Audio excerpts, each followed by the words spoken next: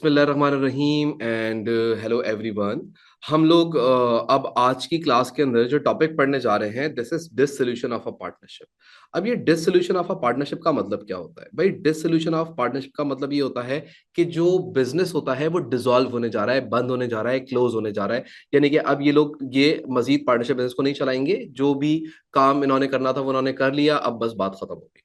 अच्छा, अब अगर तुम नोटिस करो तो अभी इससे पहले जो हम पार्टनरशिप चेंजेस पढ़ा करते थे उसके अंदर क्या होता था, या तो कोई एक पार्टनर आ रहा होता था या कोई एक पार्टनर रिटायर हो रहा होता था। अच्छा, यूजुअली जब कारोबार स्टार्ट होता है तो पार्टनर्स इन्वेस्टमेंट लेके आते हैं, और जब कारोबार बंद हो रहा होता है तो पार्टनर्स क्या करते हैं, अपने एसेट्स को बेचते हैं, लाइबिलिटीज को पे ऑफ करते हैं, और जो अपना इन्वेस्टमेंट बचता है वो वापस घर लेके चले जाते हैं। सिंपल इतना सा काम होता है। अब जो डिसोल्यूशन ऑफ पार्टनरशिप है, इसका मतलब क्या है? इस डिसोल्यूशन ऑफ पार्टनरशिप का मतलब ही ये है कि जो आपके पार्टनर्स होंगे वो अपने बिजनेस को क्लोज कर रहे होंगे। अब ये जो पार्टनरशिप बिजनेस है, ये डिसोल्यूशन का मतलब क्या है कि भाई आपने बिजनेस को कंप्लीटली क्लोज कर देना है, और जब बिजनेस क्लोज हो रहा होता है तो एसेट्स को बेच दिया जाता है और लाइबिलिटीज को पे ऑफ कर दिया जाता है, और जो पैसा बचता है वो पार्टनर्स घर लेके चले जाते हैं। इन इजी वर्ड्स, जो पार्टनरशिप रिटायरमेंट होती थी ना, पार्टनरशिप रिटायरमेंट, पार्टनरशिप चीजें जो आपने पढ़ा था उसमें एक पार्टनर रिटायर होता था, इसमें क्या होगा, सारे पार्टनर्स एक साथ ही रिटायर हो जाएंगे। आप इसको ऐसे भी समझ सकते हैं। The word dissolution implies the undoing or breaking of the bond or tie. In other words, dissolution entails that existing state of arrangement is terminated or goes out of existence. When the partner dissolves the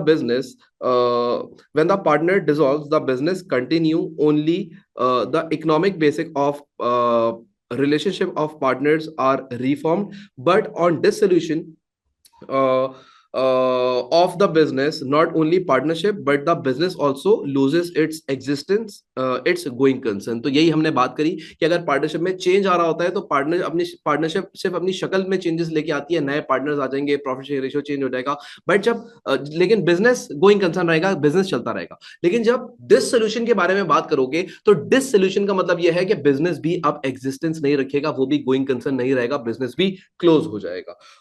अब ये dissolution होती क्यों है? Dissolution का मतलब ये होता है कि भाई क्या रीजंस होते हैं कि जिसकी वजह से डिसोल्यूशन हो जाए। तो उसका एक रीजन ये होता है कि भाई कुछ पार्टनर्स आके मिलके बैठे थे और उन्होंने किसी एक प्रोजेक्ट पे काम करना शुरू किया था, एंड वंस वो प्रोजेक्ट की जो कंप्लीशन है वो हो गई तो अब वो बिजनेस को बंद कर देंगे। हो सकता है कि पार्टनर्स के बीच में कोई कॉन्फ्लिक्ट आ जाए, म्यूचुअल डिसीजन से भी बंद कर सकते हैं, या फिर मोस्ट इंपॉर्टेंट पॉइंट जो है वो ये है कि भाई merge of one partnership with another partnership. तो वो एक पार्टनरशिप दूसरे पार्टनरशिप के साथ जब मर्ज कर रहे होंगे तो अपने बिजनेस को क्लोज करेंगे और एक नई पार्टनरशिप फॉर्म करेंगे। लेकिन इससे भी ज्यादा एक और चीज इंपॉर्टेंट होती है जो आप आगे के फेज में भी जाके पढ़ेंगे, कि बिजनेसेस क्या करते हैं, अपने पार्टनरशिप बिजनेस को क्लोज करते हैं।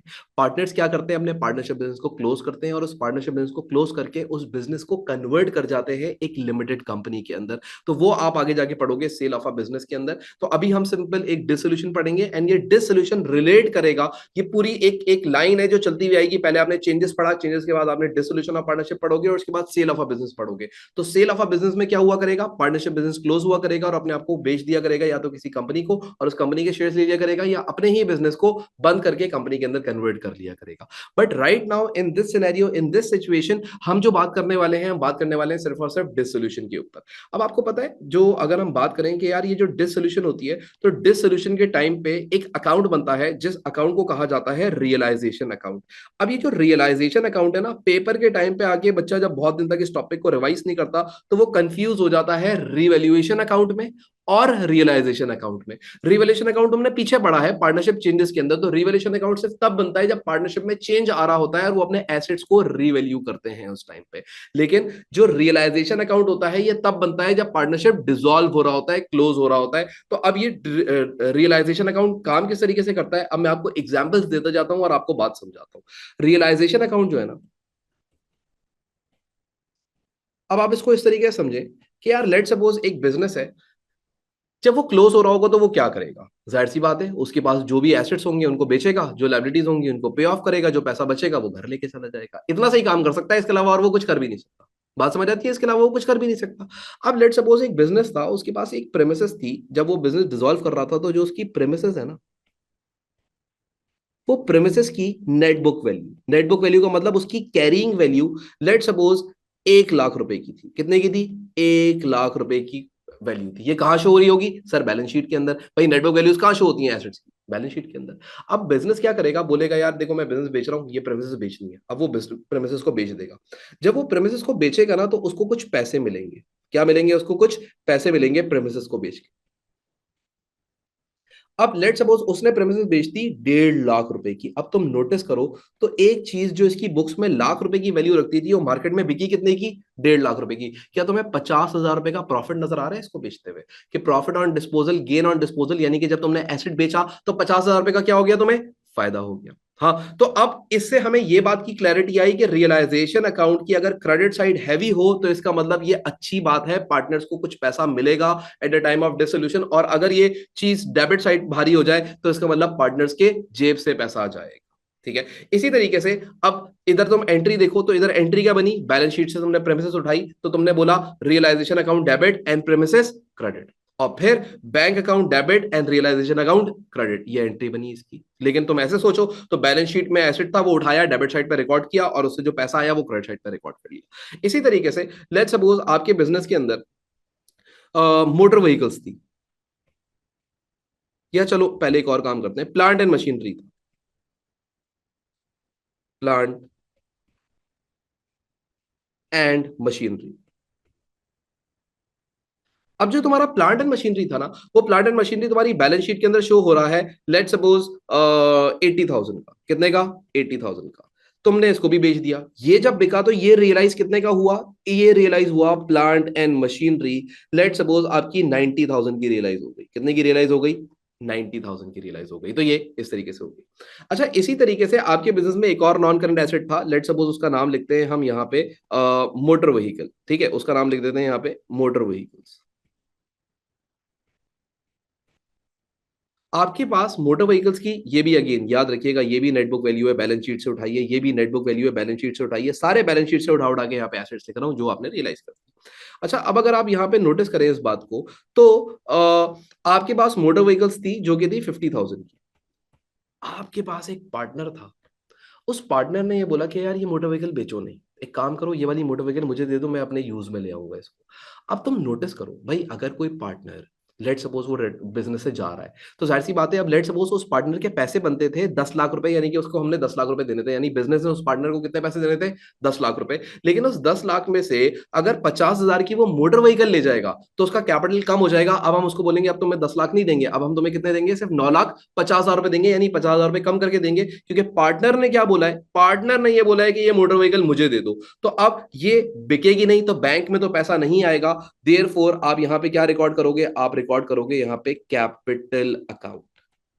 कितने का? लेट सपोज ये पार्टनर ए था, पार्टनर ने अग्री किया कि यार इसको मैं लेके जाऊंगा 40,000 की वैल्यूएशन पे, यानी कि आपने उसकी वैल्यूएशन जो लगी, रियलाइज आपने कितने की करवाई? 40,000 रुपए की। अगर मार्केट में बेचते तो 40,000 की बिकती, पार्टनर ने बोला 40,000 की मुझे दे दो, तो आपने पार्टनर को 40,000 रुपए की ये दे दी। अब अगर तुम इधर नोटिस करो, तो सबसे पहले ये एंट्री क्या बन रही है? रियलाइजेशन अकाउंट डेबिट और motor vehicle credit. Motor vehicle जा रही है, और यहां पे अगर तुम एंट्री देखो तो क्या हो रही है? Capital account debit and realisation account credit. और खुद सोच के देखो, अगर पार्टनर कोई नॉन करेंट एसेट घर ले जाएगा, तो उसका कैपिटल बढ़ेगा या कम होगा? सर अगर वो ड्राइंग्स करेगा तो कैपिटल ने तो कम ही होना था। तो ये एक तरीके से ड्राइंग ही कर रहा है, एक तरीके से एसेट को घर ही लेके जा रहा है। तो यहाँ पे आपने लाकर रिकॉर्ड कर दिया। इसी तरीके से एक और बात करते हैं, लेट सपोज आपके ट्रेड रिसीवेबल्स थे। जो आपके ट्रेड रिसीवेबल्स थे,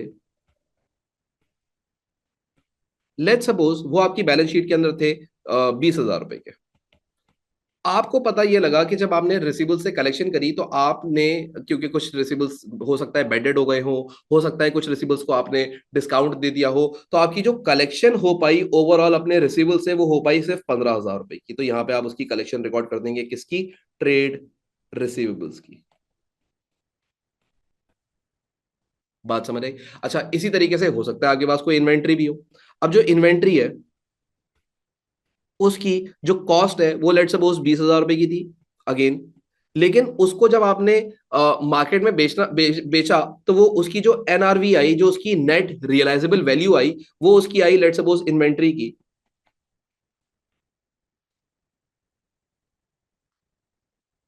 18,000 रुपए। तो 18,000 रुपए तुम्हें रियलाइज हो गए पैसे। बात समझ रहे? तो तुमने देखा बैलेंस शीट में जितने भी मेरे पास एसेट्स थे, भले करंट हो या नॉन करंट हो, मैंने सारे उसको बैलेंस शीट वैल्यूज के साइड पे रिकॉर्ड करी, रियलाइजेशन के डेबिट साइड पे। और उसके अगेंस्ट मुझे जो कुछ मिला, उसके अगेंस्ट मैंने क्या किया, उसको क्रेडिट साइड पे रिकॉर्ड किया, अगर बिक गया तो पैसा मिला, पार्टनर ले गया तो कैपिटल अकाउंट को डेबिट कर दिया, बिक गया तो पैसा मिला। अब ये रिसीवेबल था, इसे लेने कितने थे, 20,000 रुपए, लेकिन आपको रिकवर कितने हो पाए, सिर्फ 15,000 रुपए। अब तुम नोटिस करो 15,000 यानी कि 5,000 रुपए डेबिट साइड पे ज्यादा है, और मैंने बोला डेबिट साइड लॉस शो करता है, तो ये लॉस ही है। इन्वेंट्री 20,000 की थी, मिले सिर्फ 18,000 रुपए, तो 2,000 रुपए डेबिट साइड पे ज्यादा है, रियलाइजेशन अकाउंट की डेबिट साइड लॉस शो करती है।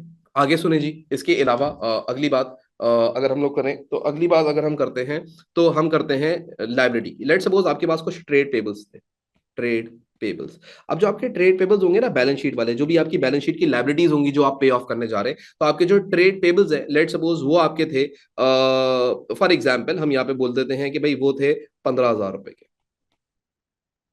ठीक है। और आपने उन ट्रेड पेबल्स को पेमेंट दी आफ्टर डिस्काउंट, तो आपकी जो पेमेंट है, जो बैंक की वैल्यू है, वो इस साइड पे आएगी, क्योंकि इस बार आपको पैसा रिसीव हो रहा है, तो बैंक की साइड पे वैल्यू आएगी। आपने ट्रेड पेबल्स को पैसे दे दिए, और आपने उनको पैसे दिए, लेट सपोज 15,000 के अगेंस्ट आपको उन्होंने डिस्काउंट दे दिया 2,000 रुपए का, तो आपने 13,000 रुपए का आपने उनको क्या कर दिया, पे कर दिया, यानी कि 13,000 रुपए की पेमेंट कर दिया। चलो 12,000 की पेमेंट कर दी, कितने की, 12,000 की पेमेंट कर दी, ठीक है, 12,000 की आपने पेमेंट कर दी। अब याद रखिएगा, अगर कोई आपकी लायबिलिटी होगी जो आप पे ऑफ करने जा रहे हैं, तो वो बैलेंस शीट से लायबिलिटी उठा के किस साइड पे लिखोगे, क्रेडिट साइड पे, और उससे जो पेमेंट रिसीव हो रही होगी वो किस साइड पे लिखोगे, डेबिट साइड पे। ऐसा क्यों, देखो भाई, तुम्हारी एंट्री बन रही है trade payables debit and realisation credit. Trade payable debit क्यों होगा, क्योंकि तुम उसको पेमेंट करने जा रहे हो, और फिर ये एंट्री क्या बन रही है कि भाई तुमने पेमेंट करी तो बैंक क्रेडिट हो गया और रियलाइजेशन अकाउंट डेबिट हो गया। तो यहां से तुम ना डायरेक्टली एंट्रीज भी दिमाग में सोच सकते हो कि ये क्यों हो रहा है, तो उससे तुम्हें एंट्री से भी बड़ी बात क्लियर हो जाएगी। फिर एक और बात सुनो, देखो यार, जब तुम डिसोल्यूशन कर रहे होते हो, तो डिसॉल्व करने के लिए, बिजनेस को बंद करने के लिए, क्लोज करने के लिए कुछ खर्चे आ जाते हैं। कोई भी खर्चा हो सकता है, डॉक्यूमेंटेशन का खर्चा हो सकता है, ट्रांसपोर्टेशन का खर्चा हो सकता है, कोई भी खर्चा हो सकता है, पैकिंग का खर्चा हो सकता है, कोई भी खर्चा हो सकता है, उसको हम कहते हैं डिसोल्यूशन कॉस्ट। अब ये जो डिसोल्यूशन कॉस्ट है ना, ये एक ऐसी कॉस्ट है जो तुम अपनी डेबिट साइड पर रिकॉर्ड करोगे, क्योंकि डिसोल्यूशन कॉस्ट तुम पे करोगे। तो ये जो डिसोल्यूशन कॉस्ट है,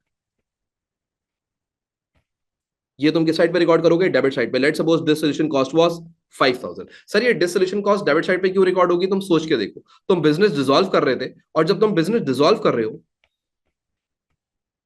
तो डिसॉल्व करते हुए तुम्हारे पास कुछ खर्चा आया, तो तुमने बोला बैंक क्रेडिट। अब मैं एक्सपेंसेस को डेबिट करने के बजाय रियलाइजेशन को डेबिट कर देता हूं, क्योंकि रियलाइजेशन की डेबिट साइड जो है वो पार्टनर्स के कैपिटल को कम करेगी, और रियलाइजेशन की क्रेडिट साइड पार्टनर की कैपिटल को बढ़ाएगी। तो इस ये कोई टाइम नहीं है कि मैं एक अलग से एक डिसोल्यूशन की कॉस्ट का एक एक्सपेंस क्रिएट करूं अपनी बुक्स के अंदर, क्योंकि मेरी बुक्स तो सारी क्लोज हो रही है। तो कोई भी ऐसा एक्सपेंस हो जाएगा उस टाइम पे जब आप डिसॉल्व कर रहे होगे बिजनेस को, तो वो एक्सपेंस को डेबिट साइड पर रिकॉर्ड कर दोगे, यानी कि जितना भी एक्सपेंस आपने उसका पे किया होगा। और नॉर्मली ये जो भी पेमेंट्स हो रही हैं, तो इसमें क्या हो रहा है, ये जो पेमेंट्स हो रही हैं इसमें बैंक क्रेडिट हो रहा है, तो डेबिट क्या होना है, रियलाइजेशन अकाउंट, क्योंकि सारी चीजें कहां ले आओगे, रियलाइजेशन अकाउंट के अंदर ले आओगे, पूरी बैलेंस शीट की चीजें रियलाइजेशन अकाउंट के अंदर ले आओगे। और अगर कोई डिसोल्यूशन कॉस्ट आए तो वो भी कहां ले आओगे, रियलाइजेशन के अकाउंट के अंदर ले आओगे। अगर एसेट बेच के कोई पैसा आया तो वो भी रियलाइजेशन अकाउंट में आ जाएगा, और अगर लायबिलिटीज पे ऑफ की और उसका पैसा अगर आपने पे किया तो वो भी रियलाइजेशन अकाउंट के अंदर आ जाएगा। तो बैलेंस शीट के सारे एसेट्स, करंट नॉन करंट, उनके अगेंस्ट जो भी उनकी सेटलमेंट है वो भी आ गई। ट्रेड पेबल्स जो भी तुम्हारी लायबिलिटी है वो तुमने क्रेडिट साइड पे रिकॉर्ड करी, और उसकी जो तुमने पेमेंट करी वो डेबिट साइड पे। और इसी तरीके से फिर उसके बाद अगर कोई डिसोल्यूशन कॉस्ट आ जाए तो वो भी तुम डेबिट साइड पे रिकॉर्ड करोगे रियलाइजेशन की, क्योंकि बैंक से पैसा जा रहा है तो bank credit and realisation account debit, ये एंट्री बन जाएगी। नाउ वंस जब हम ये काम कर लेंगे, तो इसके अंदर दो चीजें हो सकती हैं, या तो डेबिट साइड हैवी होगी या तो क्रेडिट साइड हैवी होगी। सो हम यहाँ पे देखते हैं कि भाई हमारी डेबिट साइड हैवी है या क्रेडिट साइड हैवी है, तो इसका टोटल निकाल लेते हैं। भाई पहला है हमारे पास 150 प्लस 90 प्लस 40 प्लस कितना है, चलो पूरा ही कर लेते हैं, वैल्यूज अलग अलग है। तो 150,000 plus 90,000 plus 40,000 plus 15,000 plus 18,000 plus 15,000, which makes in total 328,000। तो मेरी मुझे लगता है क्रेडिट साइड ही हैवियर है, 328,000 है। 328,000 इधर भी लिख दो, 328,000 इधर भी लिख दो, ठीक है। और उसमें से डेबिट साइड का टोटल कर लेते हैं, 1,00,000 plus 80,000 plus 50,000 plus 20,000 plus 20,000 plus 12,000 plus 5,000, तो यार है 287,000, ठीक है जी। तो ये साइड बन रही है 287,000। तो 287,000 में से 328,000 माइनस कर दें, तो आपके पास आंसर आ रहा है 41,000। अब तुम पता है इस 41,000 का क्या करोगे, ये तुम अपने कैपिटल अकाउंट्स में ट्रांसफर कर दोगे पार्टनर्स के। Now let's suppose there were two partners, तो ये दोनों के पार्टनर के कैपिटल अकाउंट में गेन ऑन रियलाइजेशन आया है 41,000 का, तो इस 41,000 के अपने आप भले ए और बी दो पार्टनर्स थे तो दोनों के कैपिटल अकाउंट में ट्रांसफर कर दोगे using their profit sharing ratio. अब लेट सपोज उनका प्रॉफिट शेयरिंग रेशियो होता 1:1, यानी कि हाफ हाफ, तो यानी कि आप इसको 1/2 और इसको भी 1/2 शेयर कर देते, तो इसको अगर हम डिवाइड बाई 2 करें तो ये आ रहा है 20,500। तो एक पार्टनर को आप पे करते हैं 20,500 और दूसरे पार्टनर को भी आप पे करते हैं 20,500, विच मेक्स इन टोटल 41,000, और आपका ये रियलाइजेशन अकाउंट बन जाता। तो अब तुम नोटिस करो इस रियलाइजेशन अकाउंट के अंदर क्या हुआ, बैलेंस शीट से सारे एसेट्स उठाए गए, डेबिट साइड पे लिख दिए गए, अगर कोई लाइबिलिटी पे ऑफ की जा रही थी तो क्रेडिट साइड पे लिख दी गई, जो एसेट बेच के पैसा आया वो ऑपोजिट साइड पे आपने रिकॉर्ड किया, और अगर कोई पार्टनर घर पे ले गया वो भी ऑपोजिट साइड पे रिकॉर्ड किया, और जो लाइबिलिटीज आपने पे करी हैं उसको डेबिट साइड पे उसकी बैंक की वैल्यू रिकॉर्ड करी, डिसोल्यूशन कॉस्ट अगर आपके पास कोई आई है तो वो डिसोल्यूशन कॉस्ट भी आपने डेबिट साइड पे रिकॉर्ड करी, और उसके बाद आपने गेन या लॉस ऑन रियलाइजेशन निकाला। When the credit side is heavier तो it means that it will be a gain on realisation, and when the debit side is heavier it will be a loss on realisation. Same तरीका करोगे जो revolution account के साथ करते थे, तो अगर गेन है तो पार्टनर्स के कैपिटल अकाउंट में क्रेडिट कर दोगे, और अगर लॉस है तो पार्टनर्स के कैपिटल अकाउंट में डेबिट कर दोगे। अब तुम यहाँ पे देखो ना, ये एंट्री क्या बन रही है, रियलाइजेशन अकाउंट डेबिट और partner capital account credit, realisation account debit और पार्टनर कैपिटल अकाउंट क्रेडिट। तो देखो दोनों के कैपिटल अकाउंट क्रेडिट हो रहे हैं, क्यों? क्योंकि उनको गेन ऑन रियलाइजेशन हुआ है। और इस बात को अब अगर हम यहां पे आगे देखें तो भाई ये रियलाइजेशन क्या होता है, रियलाइजेशन अकाउंट, अब जरा सुनिए। Realization account on dissolution of a firm, the accounting books are closed and realization account is opened to record the realization of asset and settlement of liabilities। क्या बोला उसने कि भाई जब आप बिजनेस क्लोज करते हैं तो एक रियलाइजेशन अकाउंट होता है, वो कब बनता है, जब डिसोल्यूशन ऑफ फर्म हो रही हो, और उस टाइम के ऊपर आप क्या करते हो, एक रियलाइजेशन अकाउंट खोलते हो, और उस रियलाइजेशन अकाउंट में आप क्या रिकॉर्ड करते हो, record the realisation of asset. Realisation of asset का मतलब क्या है कि वो रियलाइज कितने का हुआ, ये चीज मेरी बुक्स के अंदर 100 रुपए की थी और मार्केट में ये 120 रुपए की बिकी, तो रियलाइज कितने का हुआ, 120 रुपए का हुआ। और सेटलमेंट ऑफ लाइबिलिटीज, और लाइबिलिटीज आप उतारते हो, मेरे ट्रेड पे बचते 10,000 रुपए के और मैंने 8,000 में उनको पे ऑफ कर दिया, उनकी सेटलमेंट कर दी। Firstly, all the assets sold are debited to the realization account। जो भी एसेट्स आपने बेचे हैं वो सारे के सारे कहां पे रिकॉर्ड होने चाहिए, वो सारे के सारे debit side of realisation record होने चाहिए। और उसके बाद आगे वो बोलता है and the realised values, the realise value मतलब द बैंक वाली वैल्यू आर द बैंक वाली वैल्यू, द बैंक वाली वैल्यू का मतलब क्या है, दीज वैल्यूज, द बैंक वाली values, the realised values from the sale of assets are recorded on the opposite side, यानी कि credit side. Afterwards, all the liabilities sold or transferred to another business are closed to the credit side of the realization account। तो जो भी liabilities होंगी जो कि आप पे ऑफ कर रहे हैं या ट्रांसफर कर रहे हैं वो आप क्रेडिट साइड पे रिकॉर्ड करेंगे अपनी रियलाइजेशन अकाउंट के अंदर।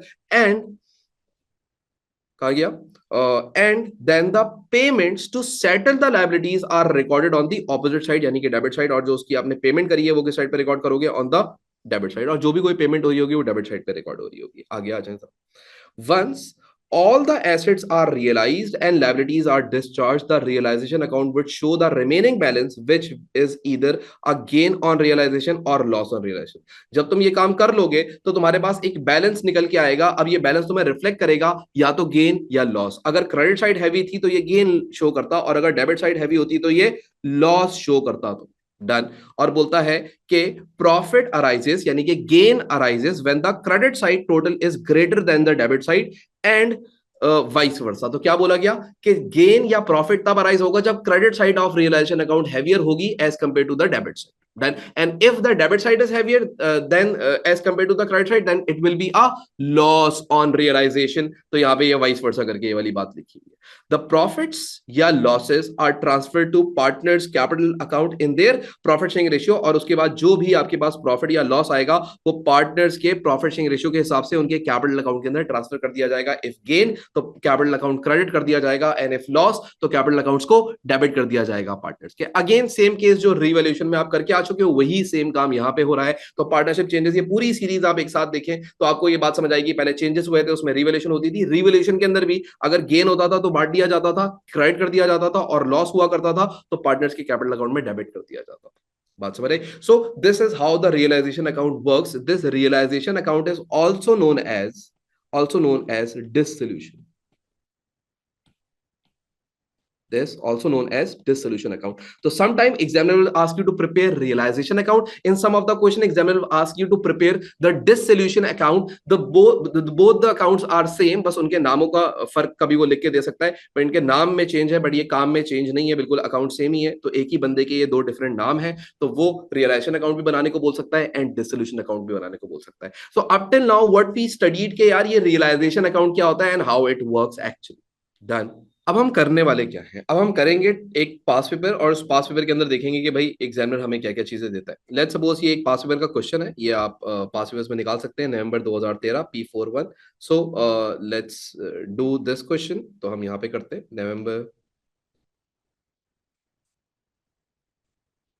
2013 and this is P41 question 2, P41 and question number 2।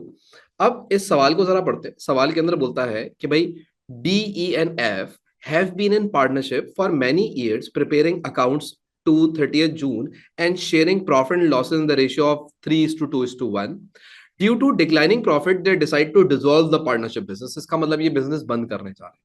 तो स्टेटमेंट ऑफ फाइनेंशियल पोजीशन जो इनको दी हुई है 30 जून 2013 की, अगर आप स्टेटमेंट ऑफ फाइनेंशियल पोजीशन को देखो तो इसके अंदर सबसे पहले आपके पास है नॉन करंट एसेट्स, जिसके अंदर इन्होंने लैंड एंड बिल्डिंग दे दी, मोटर व्हीकल्स दे दी, और उसके बाद फिर फिक्शन फिटिंग्स दे दी।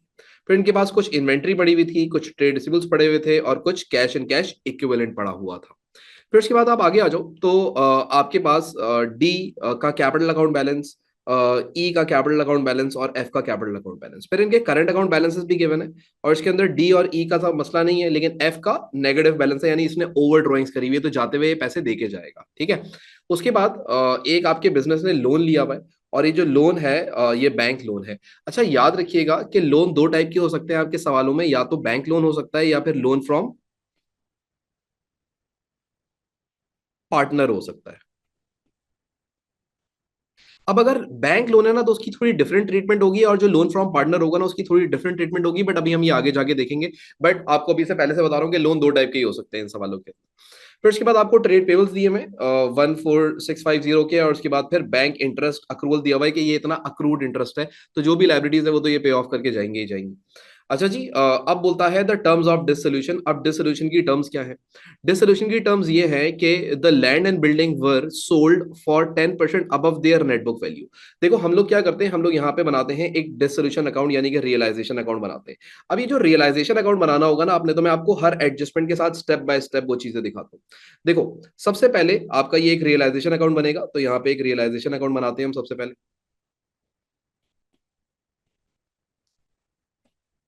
अब जो आपका रियलाइजेशन अकाउंट है, इसके अंदर सबसे पहले अगर तुम चीज देखो तो तुम्हारे पास एक लैंड एंड बिल्डिंग थी, और उसकी वैल्यू कितनी थी बैलेंस शीट में? 195,000। ये नेट बुक वैल्यू है। कौन सी वैल्यू है? नेट बुक वैल्यू, हमेशा नेट बुक वैल्यू ली जाएगी। सो 195,000 आप यहाँ पे रिकॉर्ड करोगे, तो यहाँ पे लिखोगे land and building,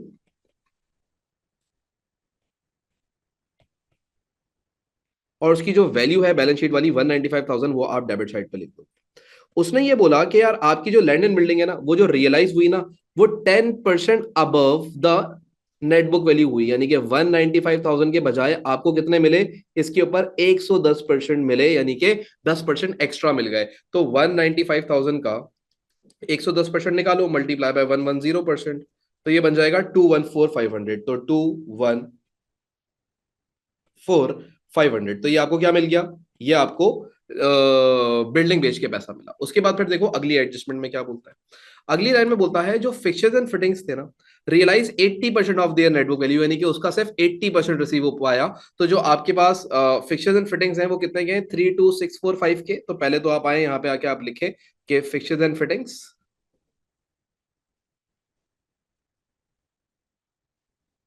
fixtures and fittings, और ये है हमारे पास 32645 के। तो यहाँ पे लिखेंगे 32645। ठीक हो गया। फिर उसके बाद आप आगे आ जाओ, तो इसके अगेंस्ट आपको पैसा कितना मिला? सर इसके अगेंस्ट हमें जो फिक्शन फिटिंग्स के अगेंस्ट पैसा मिला है, ये जो है ना हमारी लैंड एंड बिल्डिंग थी, तो इसके आगे आपको थोड़ा समझाने के लिए मैं लिख भी देता हूँ कि भाई ये हमारे पास लैंड एंड बिल्डिंग थी। ठीक है, लैंड एंड बिल्डिंग। ये जो हमारे पास फिक्चर्स एंड फिटिंग्स है, ये आपके पास वैल्यू रखता था 32645, और इसका सिर्फ 80% ही रिकवर किया आपने, यानी कि 80% वैल्यू के ऊपर ये बिका। तो 3 645 multiply by 80%, which makes in total 26116 done. फिर उसके बाद आगे देखें तो आगे क्या बात करता है, आगे वो बात करता है आपसे कि यार जो Ibrahim took over a motor vehicle at an agreed valuation of 10,000 रुपए, Fonzie took over motor vehicle at an valuation of 7,500, the other vehicles were realized 18,500। अब देखो क्या हुआ, जो तुम्हारे पास मोटर व्हीकल्स थी ना, सबसे पहले तो देखो मोटर व्हीकल्स थी कितने की, 43750 की, ये उठाओ और रियलाइजेशन अकाउंट में पहले तो लिख दो। तो भाई मोटर व्हीकल्स यहाँ पे लिखते हैं मोटर व्हीकल्स, और ये है आपके पास 43750 की, 43750 की। और इसमें आपका क्या हुआ, दो पार्टनर्स मोटर व्हीकल्स घर ले गए, एक वैल्यूएशन 10,000 पे और एक दूसरा पार्टनर लेके गया कितने पे, 7,500 पे। तो इनके कैपिटल अकाउंट के अंदर ये चीज ट्रांसफर होगी। तो एंट्री क्या बनेगी, realisation account credit and capital accounts debit. तो रियलाइजेशन को पहले आप क्रेडिट करोगे 10,000 से, तो ये 10,000 से क्रेडिट हो जाएगा। ये कौन लेके गया, कैपिटल अकाउंट ई, जो कि एक मोटर व्हीकल लेके गया। दूसरा भी एक पार्टनर था जो कि एक मोटर व्हीकल वो भी लेके गया एफ, और ये जो मोटर व्हीकल लेके गया किस वैल्यूएशन पे लेके गया, 7,500 की वैल्यूएशन पे लेके गया। तो 7,500 रिकॉर्ड करेंगे, 7,500। बात समझ आई। उसके बाद आपको वो ये बोलता है कि जो आपकी बाकी की रिमेनिंग मोटर व्हीकल्स थी ना, वो रिमेनिंग मोटर व्हीकल्स के बारे में उसने ये बोला कि आपकी बाकी की रिमेनिंग मोटर व्हीकल्स कितने की बिक गई, 18,500 की बिक गई। तो ये बाकी की मोटर व्हीकल्स आप रिकॉर्ड कर लोगे 18,500 की। तो यहाँ पे आए और यहाँ पे रिकॉर्ड कर लेते हैं कि ये आपकी बिक गई। तो यहाँ पे आप लिखोगे बैंक, और ये जो बैंक में पैसा आया वो किसका आया, मोटर व्हीकल्स का आया 18,500। तो टोटल जो आपके पास मोटर व्हीकल्स थी ये, इसमें से एक पार्टनर घर ले गया, दूसरी पार्टनर घर ले गया, और तीसरी इन्होंने क्या कर दी, बेच दी। बात समझ आई। ये अभी हम लोग पीछे उसके अंदर भी वर्किंग में भी देख के आ चुके हैं इस चीज को। फिर उसके बाद हम लोग आगे बढ़ते हैं सवाल के अंदर। तो आगे क्या बोलता है, बोलता है द इन्वेंट्री रियलाइज्ड 21,000। अब देखो इन्वेंट्री थी कितने की तुम्हारे पास, पहले तो बैलेंस शीट में 29,875 की। तो यहाँ पे हम लिखेंगे 29। अब जरा देखिएगा इन्वेंट्री 29,875, ठीक है। और आपकी इन्वेंट्री रियलाइज कितने की हुई है, इधर आप लिखोगे बैंक, कितना पैसा आया इन्वेंट्री से। देखो कितना सिंपल है ना ये, ठीक है। तो ये आपको देखने में बड़ा अजीब सा लगता है, लेकिन आप जब इसको एक दफा सीख जाते हो कि आप क्या कर रहे हो, तो ये बहुत ही आसान है, फ्री फंड के मार्क्स होते हैं ये। तो आपकी इन्वेंट्री जो रियलाइज हुई है बैंक में कितना पैसा देके गई, 21,000 रुपए देके गई। तो यहाँ पे आप लिखोगे 21,000 आए 29,875 की इन्वेंट्री के। फिर उसके बाद आप आगे आ जाए जरा सवाल में। तो आगे वो आपको बोलता है कि जो आपके ट्रेड रिसीवेबल्स थे ना, trade receivables raise 15,750 while the partners were able to settle their trade payable in full 12,500। तो ट्रेड रिसीवेबल से आपने कितना पैसा रेज कर लिया, 15,750। अब सबसे पहले आप देखो ट्रेड रिसीवेबल्स आपके बैलेंस शीट में कितने के थे। बैलेंस शीट में हमारे पास ट्रेड रिसीवेबल्स थे 19,765 के। तो 19,765 के मेरे ट्रेड रिसीवेबल्स थे। And from these trade receivables how much I recovered, मैंने कितना पैसा रेस कर लिया उनसे, कितना पैसा मिल पाया ट्रेड रिसीवेबल्स से, ट्रेड रिसीवेबल्स जो मुझे पैसा मिला ना ट्रेड रिसीवेबल्स से, वो पैसा मुझे मिला था, ये देखो कितना लिखा हुआ है यहाँ पे 15,750, 15। और इसी तरीके से अब वो आपको बोल रहा है जो आपके ट्रेड पेबल थे उनको आपने सेटल करा 12,500 में। देखो तुम्हारे ट्रेड पेबल थे कितने के, 14,650 के। अब ये लाइबिलिटी है, करंट लाइबिलिटी है। तो ये ट्रेड पेबल तुम सेटल कर रहे हो, तो सबसे पहले ट्रेड पेबल्स क्रेडिट साइड पे लिखोगे बैलेंस शीट वाली वैल्यू। एंड ये जो आपके ट्रेड पेबल्स हैं ये है कितने के, ये हैं आपके बैलेंस शीट के अंदर 14,650 के। तो हम ये balance sheet value credit side पे लिखेंगे 14,650। पेबल्स यानी कि लाइबिलिटी है, तो क्रेडिट साइड पे बैलेंस शीट वैल्यू लिखोगे। एसेट्स की balance sheet value debit side पे आ रही थी। और इन ट्रेड पेबल्स को आपने पेमेंट कितनी करी, आपके बैंक अकाउंट से पैसा कितना गया ट्रेड पेबल्स को, ट्रेड पेबल्स। तो भाई हमने ट्रेड पेबल्स को पेमेंट करी है इन फुल सेटलमेंट 12,500 पे करे, बाकी हमें डिस्काउंट मिल गया होगा। ठीक हो गया। उसके बाद आप आगे आ जाएं तो आगे क्या बोलता है, बोलता है the dissolution cost was total 3,450। तो एक डिसोल्यूशन कॉस्ट थी 3,450 की। तो यहाँ पे हम वो रिकॉर्ड करेंगे, डिसोल्यूशन कॉस्ट में भी पैसा जाएगा। तो bank credit, realisation account debit, dissolution cost का पैसा है ये, डिसोल्यूशन कॉस्ट। कितने की डिसोल्यूशन कॉस्ट पेयर करी आपने, 3,450 की। 3450 की। सर तो इसके अलावा अच्छा आगे क्या बोलता है, number 6, the partner close the business bank account by drawing the balance due to them after the above took place, और उसके बाद फिर इनका कैपिटल अकाउंट बन जाएगा। अब आपके दिमाग में एक सवाल आएगा कि सर सारी चीजें आपने रिकॉर्ड कर ली, लेकिन कुछ चीजें हैं जो आपने अभी तक रिकॉर्ड नहीं करी, जैसे कि कैश एंड कैश इक्विवेलेंट्स आपके रिलेशन अकाउंट में हमें नजर नहीं आ रहा। इसी तरीके से आपके जो कैपिटल अकाउंट बैलेंसेस हैं ये नजर नहीं आ रहे, और इसी तरीके से सर एक लोन लिया हुआ था वो भी आपने नहीं लिखा, और एक ये आपका बैंक इंटरेस्ट अक्रूड था। देखो जो लोन है ना वो पूरा 1 लाख रुपए का पे हो जाएगा, तो भाई तुम्हारा लोन कितने का था, 1 लाख का था, तो इधर 1 लाख लिखोगे और इधर भी 1 लाख लिखोगे तो दोनों इक्वल हो जाएंगे, तो कोई गेन या लॉस ऑन रियलाइजेशन नहीं हो रहा, इस वजह से हम नहीं लिखा। और कैपिटल अकाउंट के अंदर ट्रांसफर हो जाएंगे, और कैश एंड कैश इक्विवेलेंट यानी बैंक अकाउंट एक अलग से सेपरेटली बनाया जाएगा। ठीक है, तो रियलाइजेशन अकाउंट के अंदर हमने क्या क्या चीजें रिकॉर्ड करी, जो एसेट्स बिके उनके, और जिस वैल्यूएशन के ऊपर वो रियलाइज हुए, और जो लाइबिलिटीज उन्होंने पे ऑफ करी और वो किस वैल्यूएशन के ऊपर रियलाइज हुई, तो वो लाइबिलिटीज की वैल्यूएशन के अंदर डिफरेंट था, तो मैंने यहाँ रिकॉर्ड कर लिया। तो ये 14650 के अगेंस्ट आपने पे करा 12500, तो जो आपको 2000 समथिंग बच गए वो क्रेडिट साइड हैवी हो गई आपकी। ये आपका एक एक्सपेंस था, वो आपने इसको डेबिट साइड पे रिकॉर्ड कर लिया। तो जो भी चीजें रियलाइज हो रही होती हैं या पे ऑफ हो रही होती हैं वो आप यहाँ पे रिकॉर्ड कर देते हैं। लेकिन अगर कोई ऐसी लाइबिलिटी है, जैसे ये लाइबिलिटी है पे ऑफ करोगे, ऐसा नहीं है कि ये पे ऑफ नहीं करोगे, करोगे, लेकिन इसके ऊपर कोई गेन या लॉस ऑन रियलाइजेशन नहीं आएगा, क्योंकि लाख रुपए का लोन था वो लाख रुपए ही पे हो जाएगा। अगर एग्जामिनर साइलेंट है इसको लेके कि लोन जितने का है वो उतना ही पर पे करोगे, तो इसका मतलब पूरा लोन पे किया जाएगा। और ऐसे ही कोई लोन के ऊपर जो इंटरेस्ट है वो भी जितना है वो पूरा ही पे किया जाएगा। तो रियलाइजेशन अकाउंट की डेबिट और क्रेडिट साइड पे सेम अमाउंट्स लिखने का कोई फायदा नहीं है, क्योंकि उसके ऊपर कोई गेन या लॉस बन ही नहीं रहा। लाख रुपए के अगेंस्ट लाख रुपए ही पे करोगे, 6335 के अगेंस्ट 6335 ही पे करोगे, तो रियलाइजेशन में लिखने की जरूरत क्या है। यहाँ पे ट्रेड पेबल्स को 14650 के अगेंस्ट तुमने कितना पे करा, 12500, तो दोनों का डिफरेंस आ रहा है, तो इस वजह से हमने उसको रियलाइजेशन अकाउंट में रिकॉर्ड कर लिया, ताकि हमें गेन या लॉस निकाल के दे सके रियलाइजेशन अकाउंट। ठीक है, ट्रेड पेबल की पेमेंट का। अब आप लोगों ने ये सारा काम कर लिया ना, अब ये सारा काम हो गया, अब आप लोगों ने क्या करना है, अब आप लोगों ने सिंपल सा काम करना है, और आपने ये देखना है कि भाई जो आपका ये बैलेंस है पार्टनर्स का, ये जो भी आपके पास पार्टनर्स थे, जो भी ये 3 पार्टनर्स हैं, तो आप ये देखो कि यार इस अकाउंट की कौन सी साइड हैवी आ रही है। ठीक है, नाउ मैं प्रीवियस बैच के अंदर भी ये सॉल्व करा के आ चुका हूं, तो आई रिमेंबर कि इसकी डेबिट साइड हैवी थी, बट फिर भी हम टोटल कर लेते हैं। 195,000 plus 32645 plus 43750 plus 29875 plus 19765 plus 12500 plus 3450, तो ये जो आपके पास इसका पूरा टोटल बन रहा है, ये आपके पास आ रहा है हम लोगों के पास 336985।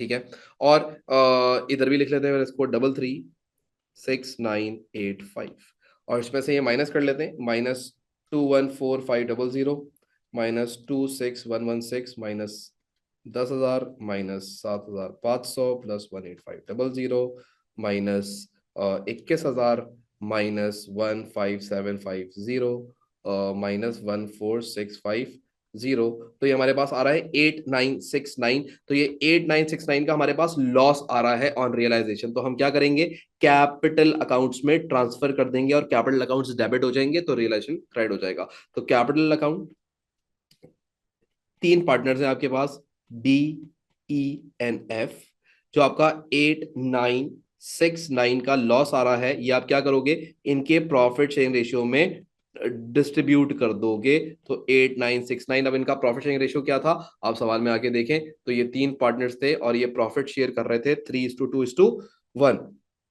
3256, तो भाई 3/6, 2/6 एंड 1/6, तो भाई इनके वैल्यूएशंस निकाल लेते हैं। तो भाई हमारे पास जो पहला आंसर आ रहा है वो आ रहा है 8969 मल्टीप्लाई बाय 3 डिवाइड बाय 6। अच्छा, ये आंसर मेरे पास डेसिमल में आ रहा है, और ये मेरे पास आंसर आ रहा है 4484, तो 0.5, तो मैं इसको 4484 रहने देता हूँ, 4484। फिर उसके बाद दूसरा आंसर जो मेरे पास आ रहा है 8969 मल्टीप्लाई बाय 2 डिवाइडेड बाय 6, ये मेरे पास अगेन डेसिमल में ही आंसर आ रहा है, तो ये मेरे पास आ रहा है 2989.6, तो मैं इसको कर लेता हूँ 2990, इस तरीके से हम इसको लिख लेते हैं, 2990 राउंड ऑफ करके।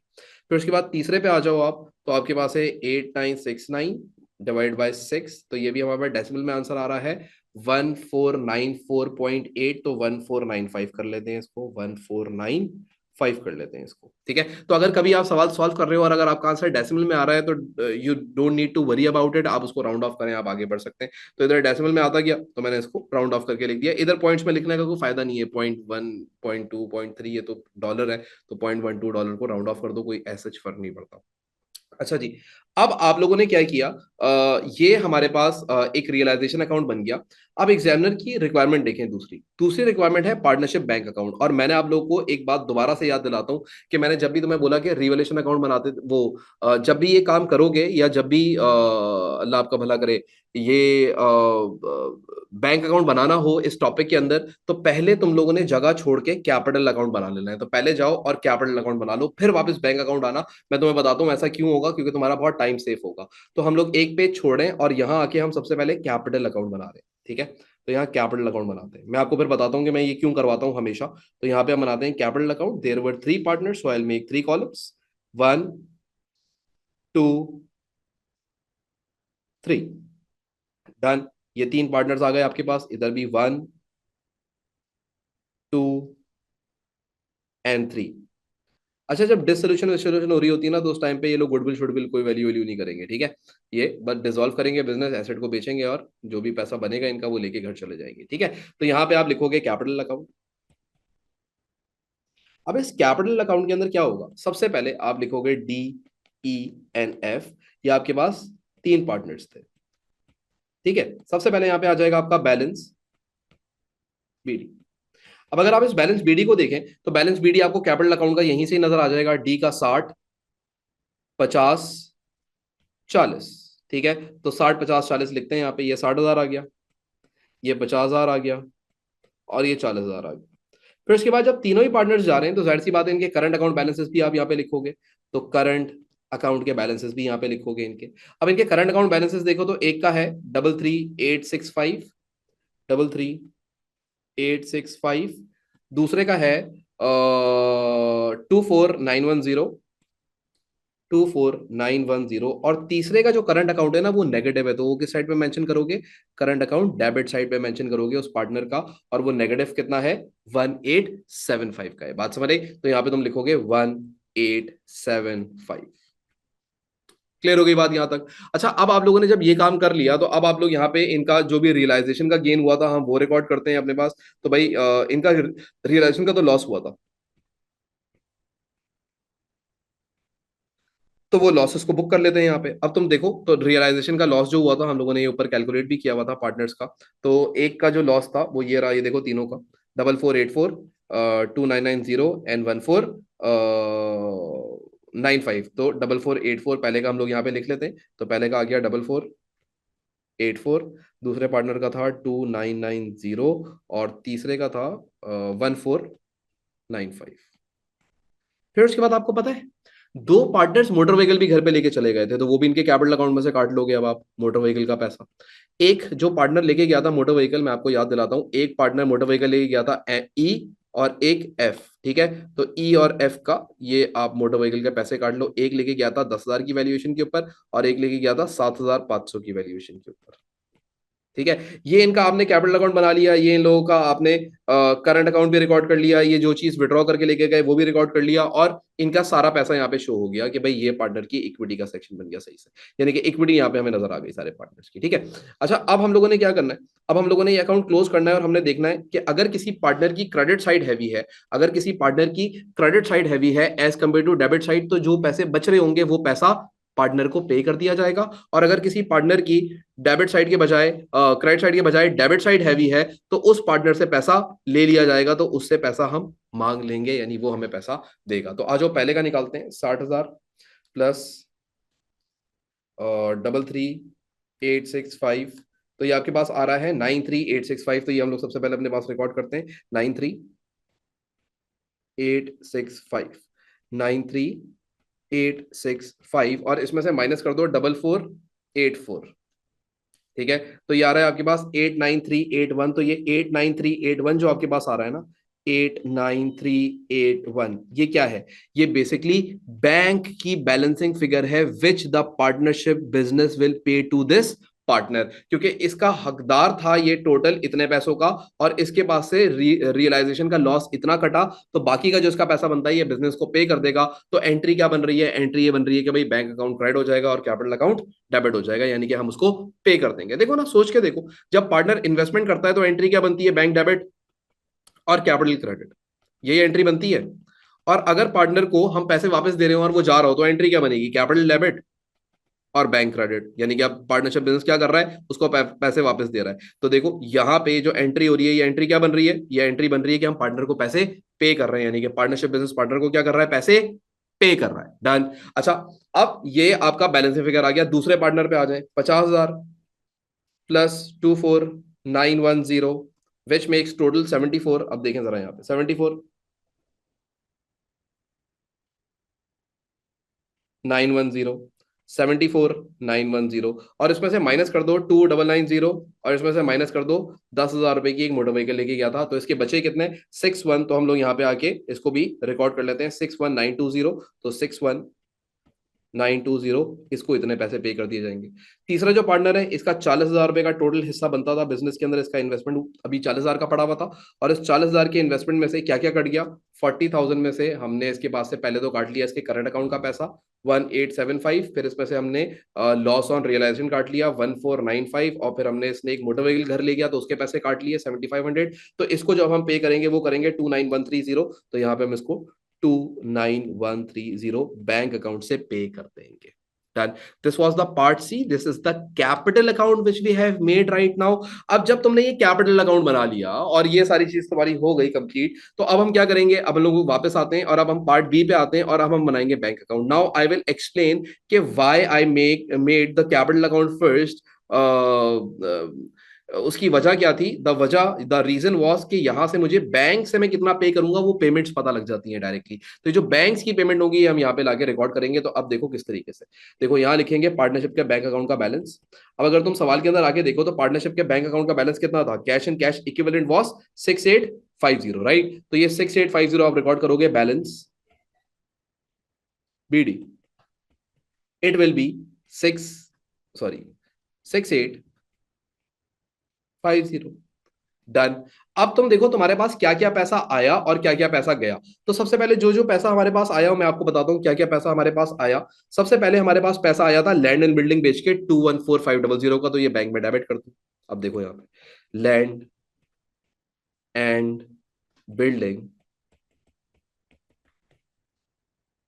214500 था, 4500, तो ये बैंक में डेबिट कर दोगे। पैसा आया ना, बैंक डेबिट हुआ, रिलेशन क्रेडिट हुआ। फिर उसके बाद अगली चीज का पैसा आपके पास फिक्शन फिटिंग्स का आया, और वो कितना आया? 26,116, तो ये फिक्शन फिटिंग्स का पैसा आया, फिक्चर्स एंड फिटिंग्स। और ये कितना आया था हमारे पास? Fiction fittings 26,116। उसके बाद आगे आ जाए, फिर हमारे पास पैसा आया था एक मोटर व्हीकल को, बाकी की रिमेनिंग मोटर व्हीकल जो हमने बेच दी थी 18,500, तो वो भी बैंक में डेबिट करते हैं। तो यहाँ लिखेंगे मोटर व्हीकल्स 18,500। फिर उसके बाद आप आगे आ जाए, आप अगली चीज देखें, आपका इन्वेंट्री बिका था, उससे आपके पास पैसा आया था 21,000 रुपए, तो इन्वेंट्री का पैसा रिकॉर्ड करें।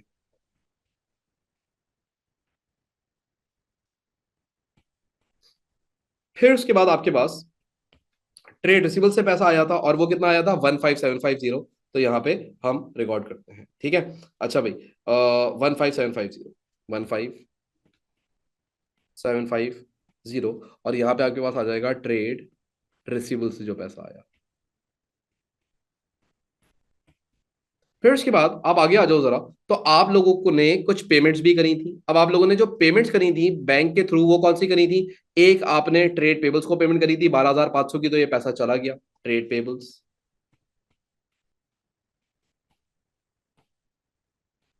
12,500।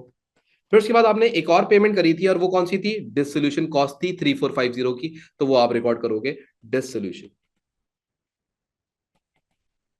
कॉस्ट 3450 की। लेकिन बात यहां खत्म नहीं होती। अब आप सोचे, आपकी बैलेंस शीट के अंदर दो ऐसी लाइबिलिटीज थी। एक लाइबिलिटी थी आपकी बैंक लोन, और एक लायबिलिटी थी आपकी इंटरेस्ट। तो ये दोनों पे ऑफ नहीं करोगे, ये भी पे करोगे, लेकिन कहां से पे करोगे? बैंक अकाउंट से पे करोगे। तो यहाँ पे तुम एक बैंक लोन पे करोगे, तो बैंक लोन का जब पैसा उतारोगे तो कितना उतरेगा? 1 लाख रुपए। तो ये पैसा कहां से पे हो रहा है? बैंक अकाउंट से पे हो रहा है। याद रखना, अगर नॉर्मल लोन हो, अगर बैंक से लिया हुआ लोन हो, अगर बैंक लोन हो, तो उसको कहां जाके पे किया जाएगा? डायरेक्टली बैंक अकाउंट में। और पार्टनर के लोन की ट्रीटमेंट अभी अगले क्वेश्चन में समझाएंगे। बट अभी आपने ये, अक्सर ना बच्चे बच्चे को कभी जिंदगी में क्लियर ही नहीं हो पाता कि बैंक लोन के साथ क्या करना है और पार्टनर के लोन के साथ क्या करना है। तो जो बैंक लोन होगा ना, वो तो आप डायरेक्टली पे ऑफ कर दोगे। कहां से पे ऑफ कर दोगे? अपने डिसोल्यूशन, वो सॉरी, बैंक अकाउंट से पे कर दोगे। और उसके बाद आपके ऊपर एक और भी लायबिलिटी थी, और वो थी बैंक इंटरेस्ट। तो वो भी पे करोगे, बैंक इंटरेस्ट। वो डायरेक्टली जो तुम्हारी पे हो रही है, वो कितने की हो रही है? 6335 की। तो 6335 ये तुमने पे कर दिया। उसके अलावा कहानी यहां भी नहीं खत्म हुई। तुमने पार्टनर्स को भी तो कुछ पेमेंट करी ना। तुम्हारे पार्टनरशिप बिजनेस ने पार्टनर्स को भी तो कुछ पेमेंट करी है ना। तो पहली पेमेंट कितने की करी है आपने? पार्टनर, ये जो आपने पहली करी है आपने, इधर लिख लेते हैं, कैपिटल अकाउंट। एक है आपके पास डी, ई और एफ। डी को आपने पेमेंट करी है 89381, 89381। दूसरे को पेमेंट करी है 61920, 61920। और तीसरे को आपने पेमेंट करी है 29130। तो यहाँ पे आ जाएगा 29130। अब हम करेंगे बैंक अकाउंट का सीडीबीडी बैलेंस कैलकुलेट, ठीक है? आ जाए जी, कैलकुलेट करते हैं। तो भाई पहले डेबिट साइड का टोटल निकाल लेते हैं, देखते हैं इसका डेबिट साइड का टोटल कितना बन रहा है। तो भाई आए इसको कैलकुलेट करते हैं। 6850 plus 214,500 plus 26116 plus 18500 plus 21000 plus 15750। तो ये आपके पास टोटल आ रहा है 302। अब इसको हम लोग यहाँ पे लिख लेते हैं, 302,716। ठीक है जी। और क्रेडिट साइड का टोटल निकालते हैं, 12,500 plus 3,450 plus 1 lakh plus 6,335 plus 8,9,381 plus 6,1,920 plus 2,9,130। तो ये हमारे पास आ रहा है 2,30,2716। और तुम देखो, बैंक अकाउंट की दोनों साइड्स क्या हो गई? बराबर हो गई। क्यों? क्योंकि जब भी डिसोल्यूशन होगी तो सारे अकाउंट्स क्लोज होंगे। तो बैंक अकाउंट ने भी क्लोज हो जाना था। तो बैंक अकाउंट हमेशा डिसोल्यूशन के टॉपिक के अंदर जीरो बैलेंस शो करेगा। बैंक अकाउंट का अगर कोई बैलेंस आ जाए तो इसका मतलब तुमने कोई ना कोई गलती की है, उसको जाके डबल चेक कर लेना। तो ये हम लोगों ने एक बैंक अकाउंट भी बना लिया। अब हम थोड़ी सी और डिस्कशन कर लेते हैं इस लोन को लेके, कि अगर बैंक का लोन होगा ना, तो वो डायरेक्टली बैंक अकाउंट से पे होगा। और आपको पता है, अगर किसी पार्टनर का लोन होता ना, तो वो हम इधर लाके रिकॉर्ड करते हैं उसके कैपिटल अकाउंट में, और फिर उसकी ऑलरेडी यहाँ पे एडजस्टमेंट हो जाती है लोन की। तो पार्टनर लोन को हमेशा कहां रिकॉर्ड करेंगे? कैपिटल अकाउंट में। हम करेंगे पासिवर के क्वेश्चन में भी ये चीज करेंगे, बट हमेशा याद रखिएगा, पार्टनर का लोन होता तो पार्टनर के कैपिटल अकाउंट में आ जाता। और अगर बैंक का लोन है तो वो डायरेक्टली बैंक के थ्रू, आपके बैंक अकाउंट के थ्रू पे कर दिया जाएगा। तो सर क्या पार्टनर का लोन इस तरीके से रिकॉर्ड नहीं करेंगे कि पार्टनर लोन पेड? नहीं, क्योंकि पार्टनर का लोन जब तुम यहां लिखोगे, लेट सपोज 10,000 रुपए का लोन होता, तो ये 10,000 रुपए इस वैल्यू में एडजस्ट हो जाते, और ये वैल्यू ऑलरेडी तुम ले जाके कहां लिखते हो? यहां ले जाके लिख देते हो। तो वो लोन इधर ही एडजस्ट हो जाता है अगर वो पार्टनर का लोन होता है। तो ये वाली बात याद रखिएगा, जो कि आगे के क्वेश्चन में आपको काम भी आएगी। लेकिन ये एक पूरा फुल फ्लेज क्वेश्चन था जिसके अंदर हर एक चीज टेस्ट हो रही थी। एक रियलाइजेशन अकाउंट बनाया आप लोगों ने। After the realisation account you made the capital account, and once the capital account was done, तो उसके बाद फिर हम लोगों ने क्या किया? एक बैंक का अकाउंट बनाया, एंड दिस इज इट। इसके साथ ये हमारा पूरा एक कंप्लीट जो क्वेश्चन है डिसोल्यूशन का, वो खत्म हुआ। डन।